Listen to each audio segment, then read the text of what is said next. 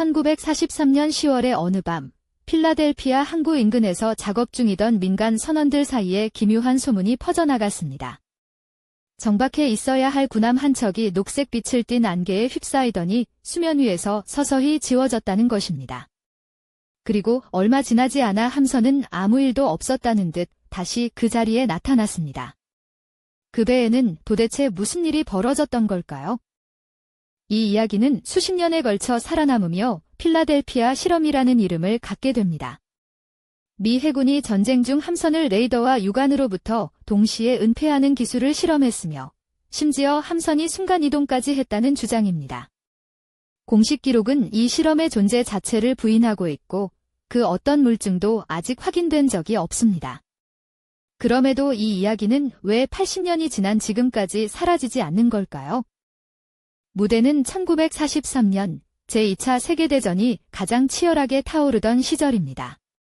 대서양에서는 독일 해군의 유보트가 연합군 수송선과 군함을 무자비하게 격침시키며 해상 보급로를 위협하고 있었습니다.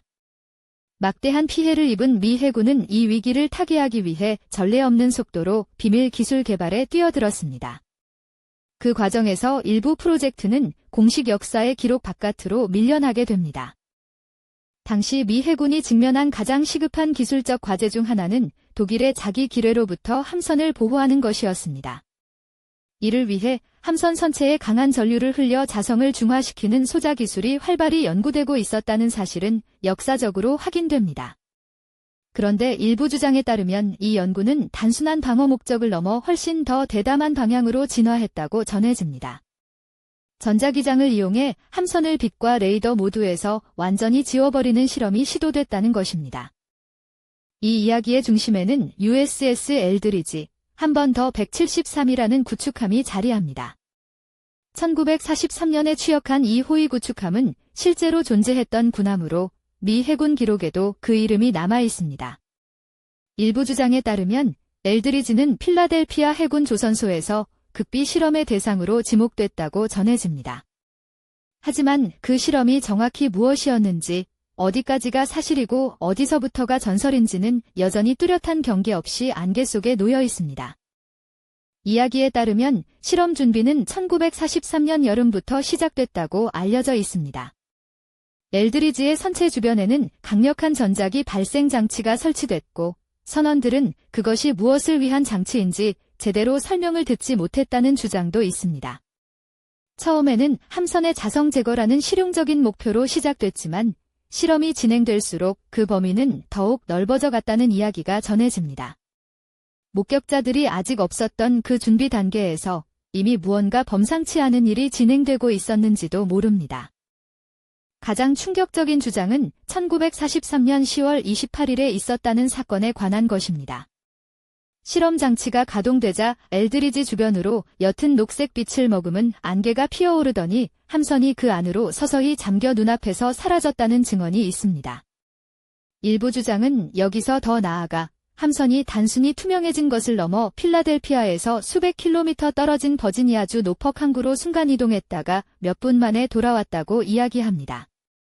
이 주장이 사실이라면 그것은 인류가 알고 있는 물리학의 기본 원리가 80여 년 전에 이미 깨진 순간이었을 것입니다. 함선보다 더 불안한 것은 그 배에 타고 있던 사람들에 관한 이야기입니다. 실험 이후 일부 승조원이 극심한 정신적 혼란과 기억 소실을 겪었다는 주장이 전해집니다. 더 나아가 일부는 아무것도 없는 갑판 위에서 갑자기 보이지 않게 됐다가 다시 나타나는 이상 현상을 경험했다는 증언도 있습니다. 이러한 이야기들은 공식 기록에서 확인된 적이 없으며 당시 군 의무 기록과 대응하는 내용도 발견되지 않았습니다. 실험이 끝난 뒤 엘드리지는 계속해서 전장에서 임무를 수행했고 전쟁이 끝난 후에는 정상적인 퇴역 절차를 밟았습니다. 공식 기록만을 놓고 보면 이 함선은 그저 평범한 호위 구축함으로서의 역할을 다한 것처럼 보입니다. 하지만 군복을 벗은 선원들이 각자의 삶으로 돌아가고 세월이 쌓이기 시작하면서 이 배를 둘러싼 이야기들은 조용하면서도 끈질기게 수면 위로 올라오기 시작했습니다. 이 이야기가 세상 밖으로 나오게 된 계기는 1950년대 초 카를로스 알렌데라는 인물로부터 비롯됩니다. 그는 당시 출간된 물리학 책의 여백에 손글씨로 메모를 가득 적어 익명으로 한 연구자에게 보냈습니다. 그 메모에는 1943년 필라델피아에서 자신이 근처를 지나던 다른 선박 위에서 직접 목격한 실험에 대한 내용이 담겨 있었습니다. 알렌데의 신원과 그 주장의 진위를 둘러싼 논쟁은 이후 수십 년에 걸쳐 이 미스터리의 가장 뜨거운 논점 중 하나가 됩니다. 알렌데가 그 메모를 보낸 상대는 모리스 K. 제섭이라는 아마추어 천문학자이자 초자연 현상 연구자였습니다.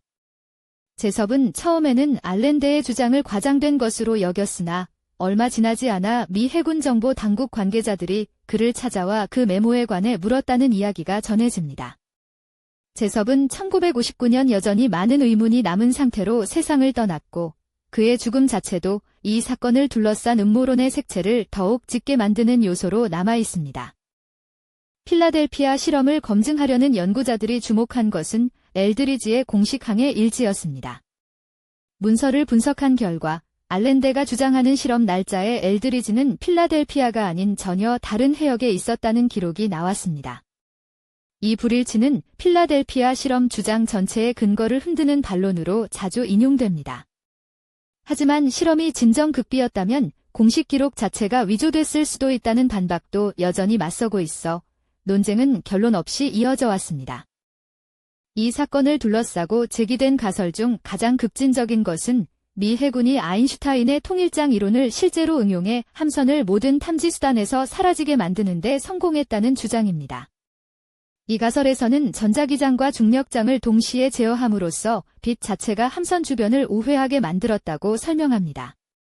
전쟁이라는 극한 상황이 인류의 기술 발전을 극도로 앞당겼다면 공식 물리학의 한계를 넘어서는 실험이 이미 그 시절에 이루어졌을 수도 있다는 것이 이 가설의 핵심입니다. 하지만 이 가설에는 넘기 어려운 벽이 있습니다. 아인슈타인의 통일장 이론은 1943년 당시 미완성 상태였고 그 자신도 평생 이 이론을 완성하지 못했습니다. 전자기장만으로 가시광선을 굴절시켜 물체를 완전히 투명하게 만드는 기술은 현대 물리학으로도 아직 실현되지 않은 영역입니다. 게다가 각 목격자들의 증언이 서로 세부 사항에서 어긋나는 경우가 많고 엘드리지의 공식 위치 기록이 핵심 날짜와 맞지 않는다는 점은 이 가설에 대한 가장 오래된 반론으로 남아 있습니다. 보다 현실적인 해석은 당시 미 해군이 실제로 함선 소자 실험을 수행했고 그 과정을 우연히 목격한 사람들의 인식이 왜곡되면서 투명화 전설이 만들어졌다는 것입니다. 강한 전자기장이 수면 근처의 공기와 수증기에 영향을 줄 경우 빛의 굴절 현상으로 인해 배가 실제보다 흐릿하게 보이거나 일시적으로 형태가 왜곡될 수 있다는 물리적 근거가 제시됩니다. 여기에 전시의 긴장감과 소문이 더해지면서 이야기는 세대를 거치며 점점 더 극적인 형태로 자라났을 가능성이 높습니다. 일부 연구자들은 레인보우 프로젝트라는 이름으로 알려진 극비 연구 프로그램이 실제로 존재했을 가능성을 열어두고 있습니다. 함선의 레이더 반사 신호를 줄이는 기술을 목표로 했을 이 프로그램의 비밀스러운 성격이 주변인들의 상상력을 자극했을 수 있다는 것입니다. 그러나 레인보우 프로젝트의 실체 역시 공식적으로 확인된 기록이 없으며 어디까지가 실제 군사 연구이고 어디서부터가 전설의 덧칠인지는 지금도 선명한 경계가 없습니다. 필라델피아 실험은 사실일까요? 아니면 전쟁의 공포와 혼돈 속에서 자라난 거대한 도시 전설일까요?